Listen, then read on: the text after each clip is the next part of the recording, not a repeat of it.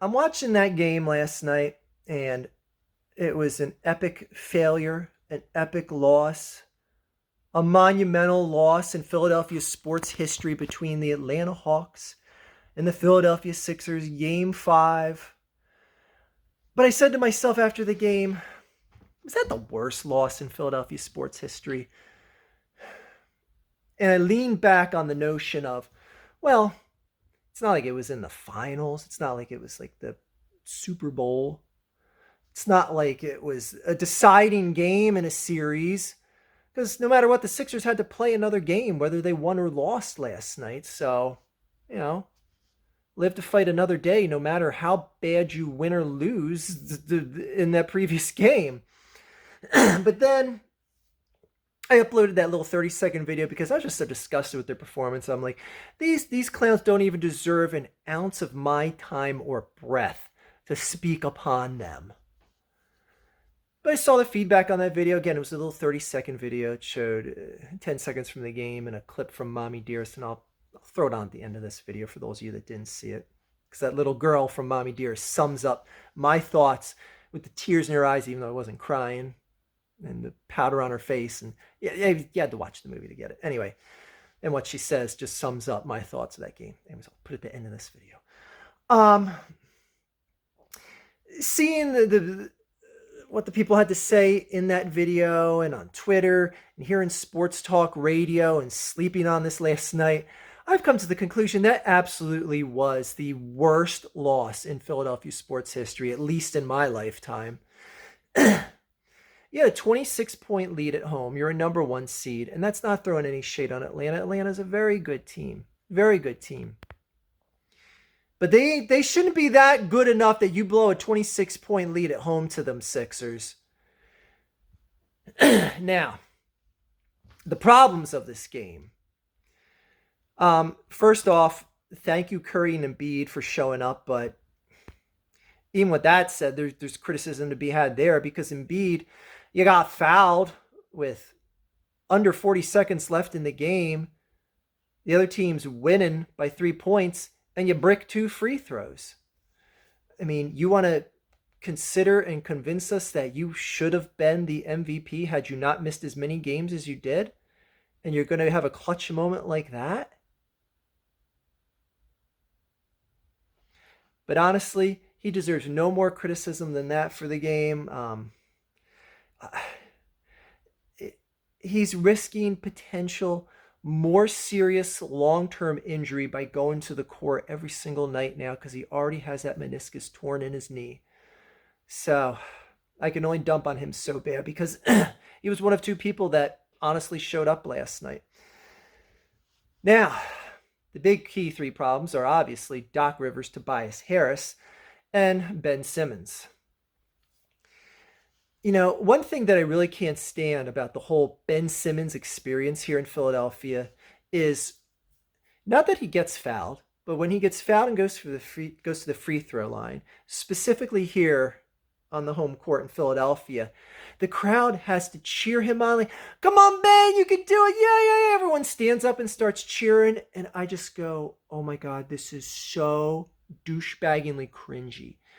Because this is the type of behavior that you see. And I understand why people are doing that. People want to show you that we know you struggle from this aspect of the game, Ben, but the fan base is still going to be behind you and support you. And the reason why I say this is so cringy is because this is like what you see when you see like that viral clip that goes online of there's some bench player on a high school team somewhere who has like Down syndrome or a severe disability ailment, what have you.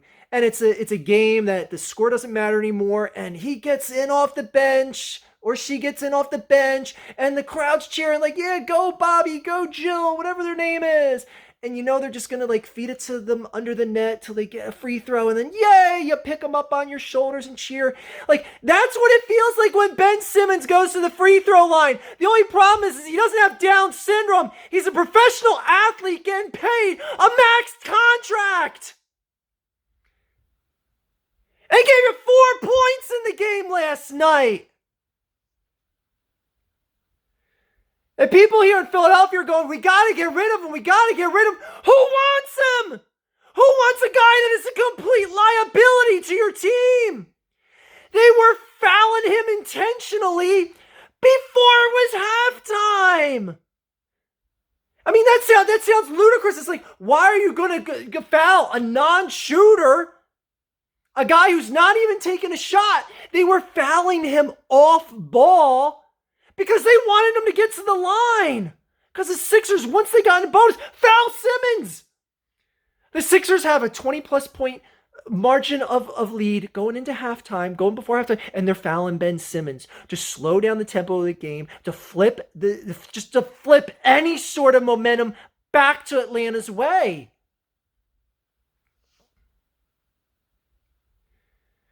You're giving up fouls before halftime on a guy that's not even shooting the ball. Like, think about that. You're risking guys getting fouled out of the game by fouling a non-shooter before halftime, and it works! Because that's how much of a liability Ben Simmons is on this team. He should change his number to 54, because when he's on the court, it's like the other team is playing 5-on-4.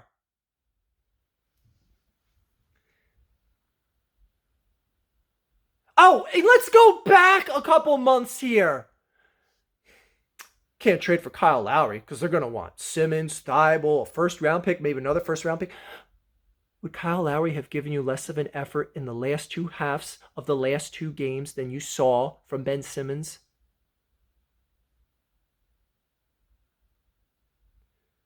Oh, but we needed Thibault and future first-round draft picks to make sure we won last night.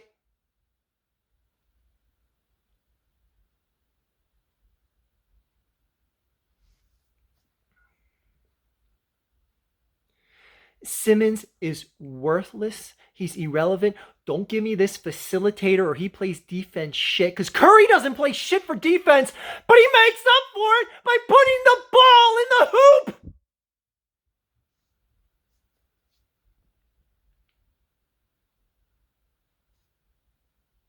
And he's so mentally shook now that he's just not even taking shots. Tobias Harris had a shit game, but at least he tried. He had 12 shot attempts at least. Ben Simmons took 4 shots the whole night. Or was it 6-4? It was whatever.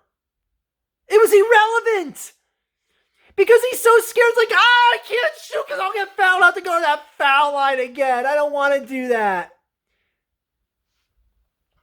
He's a max contract paid player who gives you a contribution of 4 points in a playoff game. And it's not like it's like, okay, well, that's a fluke, Archie, because he was doing 25 points this night, 26 points that night. No, it's very rare that he even breaks the 20-point threshold in the playoffs.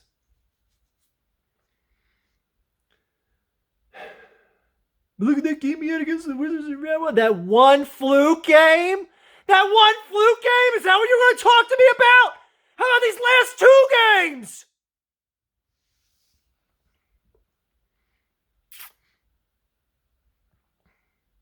Oh, and Doc Rivers. Boy, they must be missing the shit out of you in LA right now. They just won last night without Kawhi on the court to take a 3-2 series lead over the Jazz, which are a phenomenal team. You think they miss Doc? Think Boston misses Doc?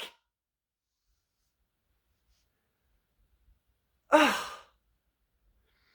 There's a reason why hot potatoes are hot potatoes. It's because no one wants them. They go, ow, you take them. Ow, you take them. Just like the Sixers passing the ball around. The Sixers are passing the ball around the fourth quarter like, did we get a first down yet? Did we get a new play clock? Because we passed the ball 10 times. I get the theory was like they wanted to have as long of a play as possible because, you know, you're going with the lead. All you got to do is just sustain the lead and eat the clock. But man, you got to get good shots and you got to get points. The Sixers only had 2 guys that made a field goal in the second half. How is that possible? They're a number 1 seed. And between all of them, 2 guys made a field goal in the entire second half of the game. What?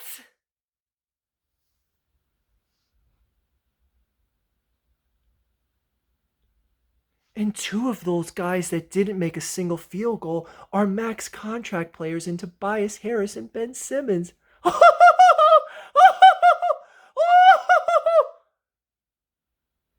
is that not the worst playoff loss in Philadelphia history?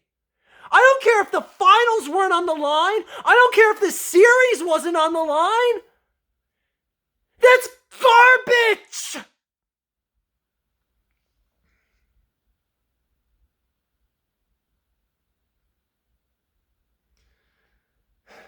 And the craziest thing about all of this is I still think the Sixers are going to win this series.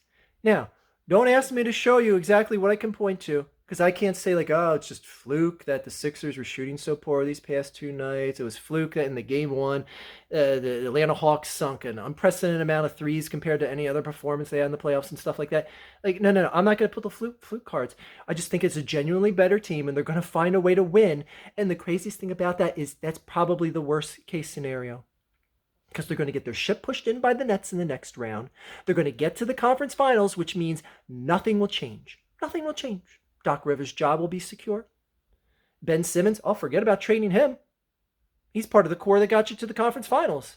That's a step up. You can't get rid of anyone if you're taking a step up. Embiid's never been to the conference finals. This will be a feather in his cap and a feather in the core of the cap of the team.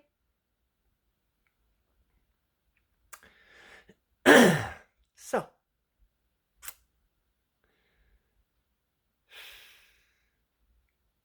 I mean, that's all another reason why that loss is such a big loss, because it shows you how, I mean, you want to say how not ready they are, but you can't just accidentally get to be the number 1 seed without being really good. But man, I just see this team as they're just nothing special. You don't blow 2 20-plus point leads in the playoffs, in back-to-back games in the playoffs, and be something special. That just doesn't happen. So,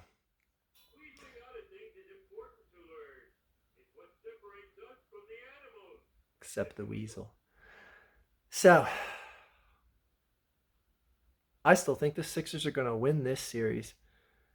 So, call me as insane as you want. Fine. We'll see what happens.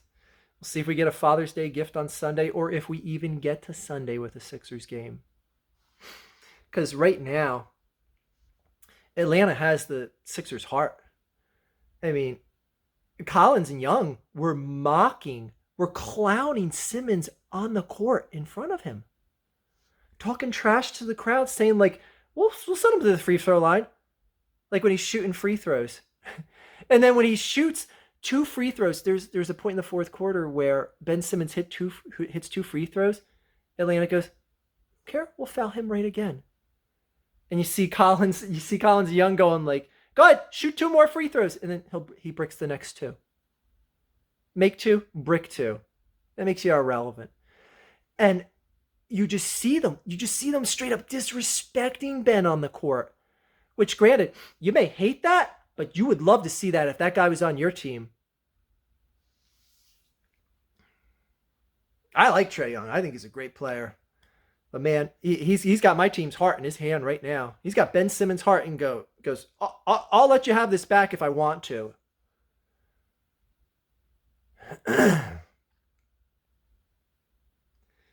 God, just the level of disrespect and clowning that is going on to Ben Simmons right now. He is so mentally shook.